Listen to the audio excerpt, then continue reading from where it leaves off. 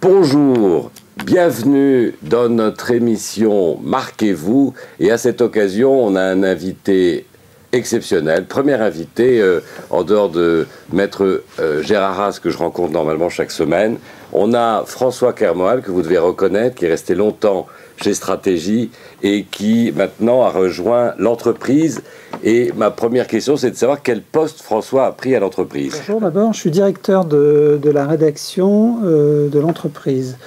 C'est beaucoup de travail. Je m'occupe aussi de la marque l'entreprise, c'est-à-dire son rayonnement entre guillemets sur tous les médias, sur tous les supports, que ce soit sur le web, en événementiel, enfin tous les événementiels qu'on peut organiser, etc., etc.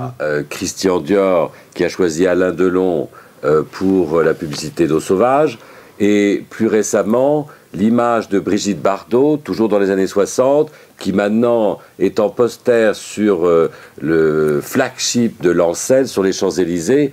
Alors, est-ce que c'est un retour à l'utilisation d'égéries qui ont marqué l'histoire et que même des jeunes générations aujourd'hui n'ont pas connu, mais ils ont pu le connaître à travers des films? C'est une façon de s'acheter une forme d'immortalité. Si on prend l'exemple d'Alain Delon, c'est quelqu'un qui vit encore, qui est connu. Le fait de le figer comme ça dans un instant du passé, c'est ce qui le rend finalement très moderne et intemporel. Donc ça, c'est quelque chose qui fonctionne plutôt bien pour une marque. François, on est presque de la même génération. Vous êtes beaucoup plus jeune que moi. Plus vieux, hein. Vous êtes beaucoup, oui, tout à fait. Vous voyez, je confirme. Et bien que moi j'ai plein de cheveux, donc c'est un peu l'avantage. Mais ceux qui n'ont pas connu Brigitte Bardot en la voyant sur une télé noir et blanc dans les années 60, ils ne l'ont connue qu'à travers le cinéma. Donc, comment ils peuvent se projeter l'univers des années 60 qui est rapporté comme ça par la marque, qui nous rappelle des émotions qu'on a vécues? Je suis pas sûr. Je suis pas sûr en fait. En dehors de toute la dimension un peu vintage, on sait que c'est une tendance quand même un peu de fond. Alors vintage et puis l'aspect un peu régressif aussi. On aime bien aller dans le passé. Ce sont des gens qui appartiennent à l'imaginaire collectif. C'est un peu comme la chanson quelque part. Vous avez, moi j'ai un certain âge comme vous. On connaît des chansons des années 40. On les a jamais apprises. On ne sait pas pourquoi.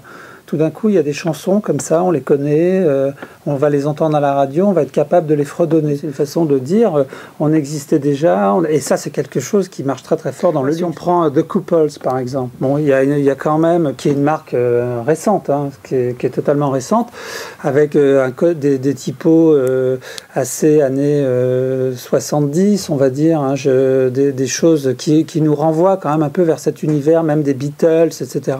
The Couples avec les Beatles, franchement, ça marche très bien. Bon, je crois que j'ai bien fait le tour de mon sujet d'aujourd'hui sur les icônes et les égéries. Merci François, bon courage pour l'avenir. À la semaine prochaine. Merci.